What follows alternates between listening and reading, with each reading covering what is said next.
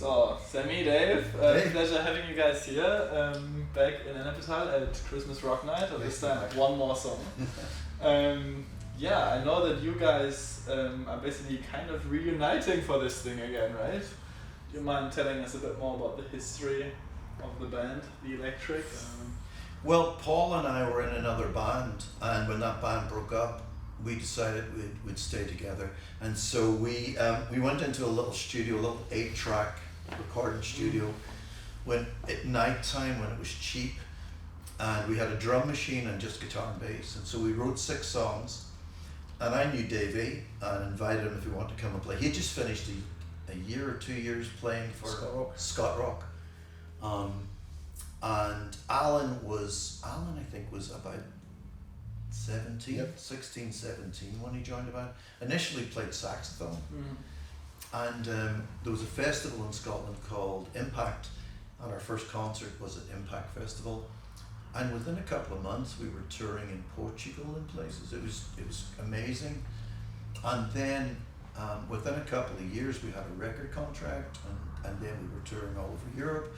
And then we did an American record contract, and then we were touring all over America, and we've been all over the world. And every single guy in the band still feels like we're just really, really, really lucky. Because in Germany in particular, we play with bands who technically, musically, are much better than we are, really good.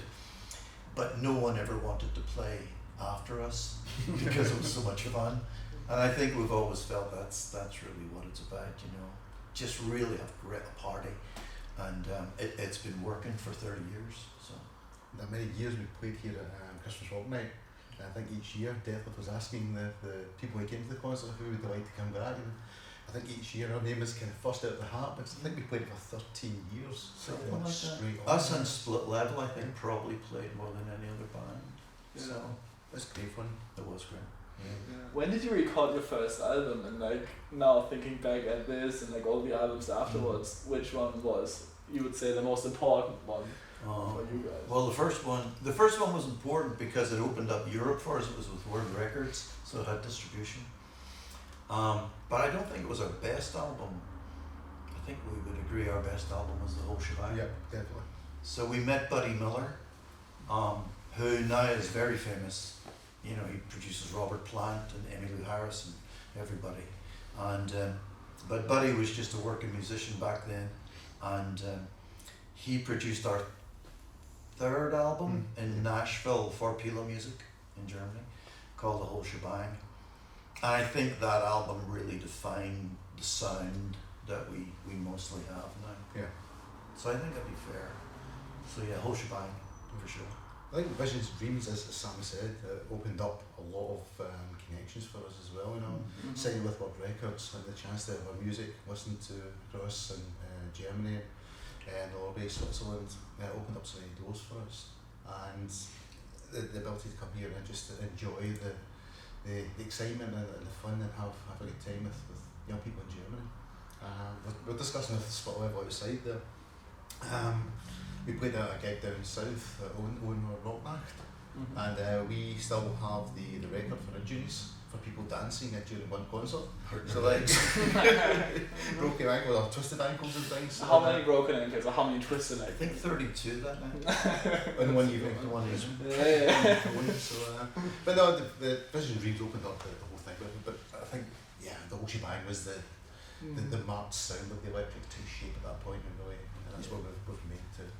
Yeah. And we still do songs from Visions and Dreams though. We do songs from all the records, but I think the first time any of us, because we played probably almost 3 years, small gigs around Scotland and England, but the night we came here and we played a song called The Blessing, at the end everyone was singing, and I was looking at the guys thinking, how do they know the words? Because it never really occurred to me people were buying our records. And Christmas Rock Night was the first time I experienced a big crowd of people singing with us. It was beautiful. It was also the first night I saw someone stand on the stage like a cross and fall into the crowd and no one caught him. Bam! First recorded injury. But I think it's also fair to say that Christmas Rock Night was really one of the things that launched us into Europe. Yeah. Because loads of promoters used to come here to hear the bands. Christmas Rock Night was where the American record company had a band over called Five Iron Frenzy, and the record company owner was with them. He heard us here and he signed us in America. So Nice. this very place has been responsible for a lot of our success. Yeah. So it's your fault. It's your Yeah. Good to hear. How does it feel being back after such a time? Incredible. It feels absolutely amazing to be invited back again. We were very sad to hear actually they were closing this building down. They were going to take it down, and this has become a very special place over the years because we played Christmas Rock Night so many times. So to be asked to come back here to play the kind of last song, or one more song, it just is very special to us. So yeah, it's amazing to be back. And also to be back with all these other bands, you know, Heaven Bound. I mean, we toured with some of these guys in the early days. Split Level, we toured a lot with Split Level, and Adrian, of course, is from my home country. So it's good to see them again. It's good to see them doing it again, and it'll be interesting to hear how we all sound. Awesome. No, it sounds super fun. Talking about the publicity you've gotten through also this event, and like press obviously writing about you guys. What are the things that when you read it in the press about you, either excite you the most or resonate with you the most? All about the band's history. Like. Some things are funny, you know. I mean, there's one article that says that I am a Scotsman who lives in Ireland with my Canadian wife. None of that is true. None of it is true. So when I read things like that, I find that funny. But whenever I read articles about the band and what it means to people, almost every month I still get emails from people telling me what songs mean to them, and in some ways that's more meaningful than what press writes, because the press is doing a job. But I think in all our years we haven't had much bad press, and I think most people basically say it's a party, you know. I'm not sure you can look at our band and talk about nuance and subtlety and technical ability. I mean, I think if you go to an Electrics gig, you're going for a party, and that's pretty much press has always said, so I'm good with that. And I think that's what we aim to do, right? Yeah, pretty much, yeah. Always go for the good time first, and the injuries. No. No injuries. Yeah, looking forward to a good party later. Yeah, The worrying thing is when you see a photograph of yourself now and a photograph of yourself then. Well, one of the photographs we used for a long time was taken right here in Gebelsberg, sitting on the steps of the YMCA. And we thought we might go and recreate it if we all fit on the steps. You should. If they're strong enough to take it away now. So yeah, you know, you don't. You're all young men. You don't feel like you're getting older, but then you're a young man. But you don't feel like you're getting older, and then suddenly you have grandchildren, and your beard's blonde, you know, and so you realize, yeah, I'm not as young as I used to be. And the last shows we did in Germany, and Davie was on a drum riser, and I climbed up in the drum riser, and I looked at him, and I said, "Will I jump?" And he just went, "No." You know, you jump and your hips gone there. So, yeah, but it's great, and we never thought we'd be playing this music this long. Yeah. So it's great that we are. It's kind of scary, 35 years now or something. Something like that. Yeah. 1988 we started, so. Yeah. When were you born? Well, 1994. Oh, well. You're in kindergarten. Yeah, it's been a while. Nice. It's still interesting, even though we played in Sindelfingen last night, and it was an older audience, and when you see people coming in, you're thinking, oh, okay, it's going to be quite a sort of calm evening. But as soon as we started, the place went wild on dancing, about more parties started again, so yeah, it's even after so many years, people still enjoy, still going to have a good time, which is... Definitely. But we all have to go back to the hotel and have aspirin. Painkillers. It's still amazing that people still come along and sing all the lyrics to the songs even after so many years. Yeah.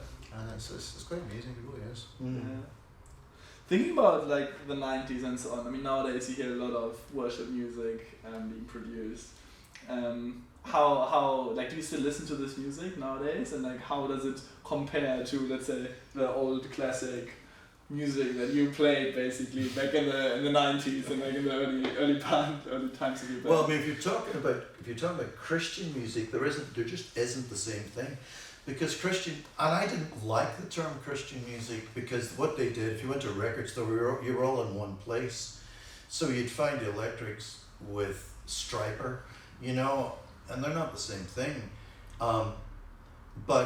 But what you had then was you had heavy metal, you had hard rock, you had blues, you had country, you had hip hop, you had reggae, you had folk, you had Celtic, you had all of it. Nowadays, you don't. Nowadays you got, you know, I mean, you like the Hillsong model, you have that, or the Reading model, or whatever they are, and they do a thing, which, you know, if you like it, that's great. It doesn't do it for me.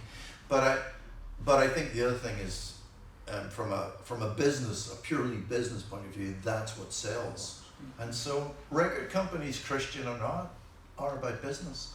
And if it doesn't sell, you don't have a record deal. So, and also there's less record companies, you know.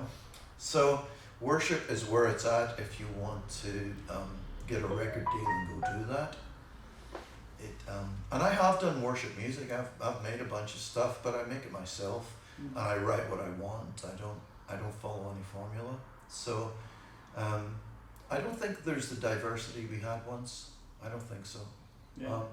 But it's good to see bands like Striper and stuff are still going, you know. I mean, it's just we can't keep going forever. Yeah. We need. We do try. Yeah, but we really do need younger people taking it up and going, you know. And they're the words of an old man, but you, when you get to be an old man, you get to say that with conviction. We need younger people to start making great music, and I know there are great young musicians because I've heard them, but not. I mean, there's a young guy in Canada called Coulter Wall, and it's just acoustic guitar and a kick drum, but he's amazing. And he's like 22. I love that. So I'd love to see more of that. But it'd be great to see a music scene grow again as well. Yeah. When we first came to Germany, even in the UK when we first started, there was a music scene, there was concerts to play, people, the promoters put shows on, and lots of that has died away over the years. And post-pandemic, it's even become more difficult to get people to come out to go to concerts and things, and to have promoters to put concerts on. And it's going to take time for that to grow again, but this would be the perfect time for young people to get out there and start to create a new music scene and make a difference again. Yeah, I mean, in the UK, it's hard to do a lot of shows in the UK. It's not that big, but I think our first major UK tour, to pay your mum back, was about 35 concerts just in the UK. That's really something. But these days, I mean, I live in Ireland. I hardly ever play there. I play in America and Germany and Switzerland and, you know, Australia, but I hardly ever play in Ireland because you can't make a living. Yeah. So it's tough. Yeah, it is. Awesome, guys. You good? Thank you so much. Thank you, Christmas Rock Night. Right. Thank you, Detlef and Martina, for everything you've done for us over the years. We would not be in the position or playing the concerts or have had the opportunities in Europe if it hadn't, even America, if it hadn't been for Detlef and Martina Westerman. So thank you. Thank you very much, everyone. We love you.